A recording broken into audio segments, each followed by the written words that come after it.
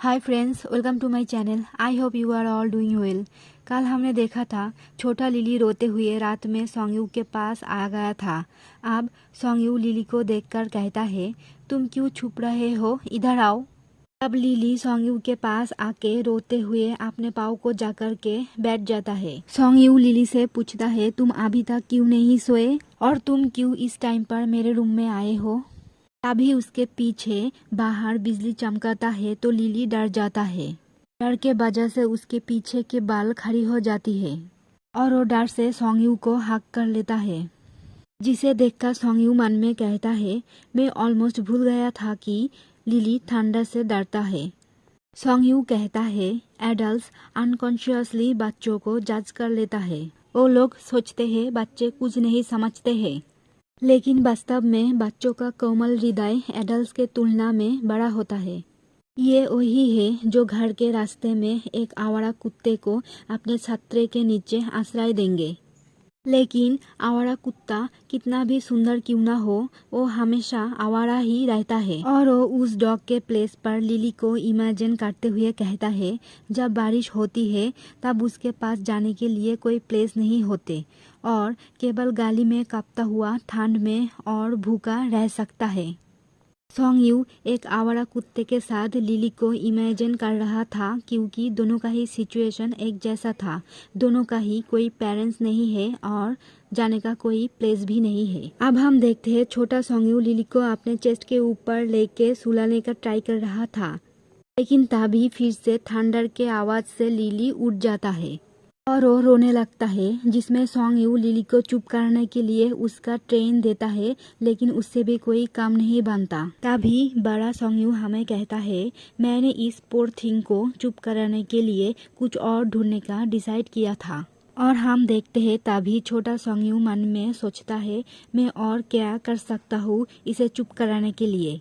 तभी वो दूर टेबल पर एक बॉक्स देखता है, जिसे देखकर सोंगयू मन में कहता है, डैड ओवरसीज से मेरे लिए ये कुकीज ले आया था, जिसे खुल के देखने का मेरा कोई इच्छा नहीं था और अब इसे भूल जाना ही सही होगा। लिली, तुम कितनी लकी हो। ये सोचते हुए सोंगयू लिली को वो कुकीज दिखाते हुए कहता है, लिली, क्या तुम इसे खाना चाहोगे।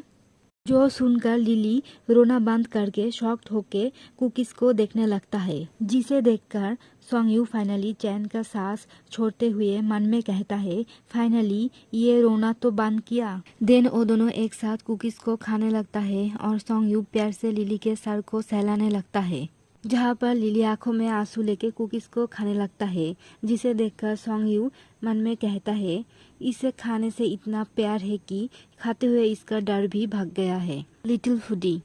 और हम देखते हैं लिली कुकीज को खाते हुए सब कुकीज को खत्म कर देता है, सिर्फ एक कुकीज को छोड़कर, तो सोंगयू के हाथ में था और लिली उसको भी अपने चमकती हुई आंखों से देखते हुए लेने का कोशिश कर रहा था। इसे देखकर सोंगयू शॉक्ड होकर कहता है, तुम इतना ज्यादा छोटे हो फिर भी तुम इतना ज्यादा कैसे खा सकते हो। ये आखिरी पीस ऑफ कुकी है, इसके बाद तुम्हें और नहीं मिलेगा। ये कहते हुए सोंगयू उसे वो लास्ट पीस ऑफ कुकी दे देता है, जिसे पाकर लिली बहुत खुश होकर मजे से खाने लगता है। खाने के टाइम लिली उसके सारे मुंह पर खाना लगा लेता है, जिसे देखकर सोंगयू हैरान होकर उसका मुंह पोंछते हुए कहता है, तुम्हारे सारे मुंह पर खाना लगा हुआ है, तुम इसे खाने के बाद ओबीडियंटली सोने के लिए तुम्हारे रूम में चले जाओगे, ठीक है। अब कुछ देर बाद देखते हैं जहाँ पर लिली सो चुका था और सोंगयू उसे देखते हुए मन में कहता है, फाइनली सब खत्म हुआ, लेकिन ये छोटे चीज यहाँ से जाने के लिए इनकार कर दिया। और सोंगयू सोते हुए लिली को देखकर मन में सोचता है, लिली बहुत क्लिंगी है, यहाँ तक कि जब वो सो रहा है तब भी उसे मेरे ही पास में सोना है। ये इतना भी बुरा नहीं है। हमें बड़ा सोंगयू कहता है, मैंने अचानक सोचा कि एक छोटा भाई होना अच्छा होगा।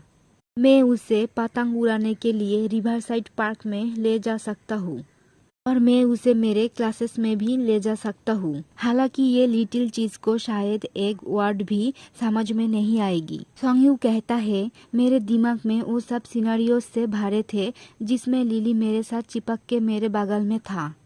अब मुझे ऐसा लगा था कि मैं सच में एक बड़ा भाई बन चुका हूँ, लेकिन उस रात मैं समझ गया था कि एक बड़ा भाई होना इतना भी आसान चीज़ नहीं है।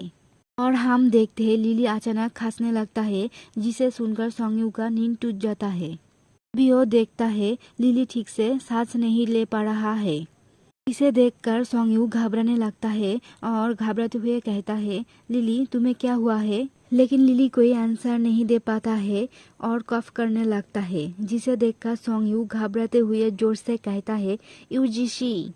अब हॉस्पिटल दिखाया जाता है, जहाँ पर लिली को इमरजेंसी रूम में ऑक्सीजन मास्क लगा के रखा था, जहाँ पर डॉक्टर कह रहे थे हमारे सूरत के टेस्ट रिजल्ट से लग रहा है ये अस्थमा है जो फूड एलर्जी के कारण हुआ है। हमने जो एलर्जी टेस्ट किया है उससे मालूम होता है कि इस बच्चे को सेवियर व्हीट एलर्जी है।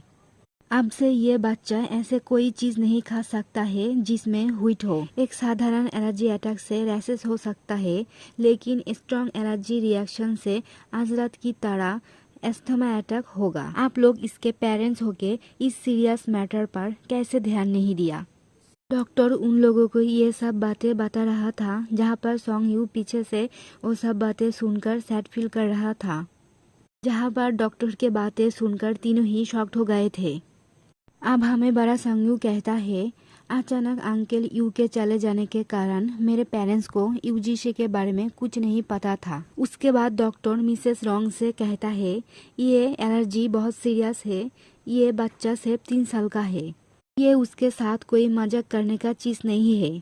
क्या आज वो ऐसा कुछ खाया था जिसे उसे खाना नहीं चाहिए था? डॉक्टर के बात सुनकर सोंगयू डरने लगता है, जहाँ पर मिसेस रोंग डॉक्टर से कहती है वो ऐसा कुछ नहीं खाया था।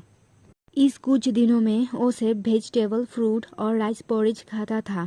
इन चीजों से उसे कैसे एलर्जी अटैक हो सकता है, जिसे सुनकर सोंगयू मन में गिल्टी फील करने लगता है। और इसी के साथ चैप्टर 10 खत्म होता है। आपसे कल मिलते हैं। अगर आपको मेरी एक्सप्लेनेशन अच्छा लगे तो प्लीज़ लाइक, कमेंट और शेयर करना और मेरे चैनल को सब्सक्राइब करना मत भूलना। Thank you.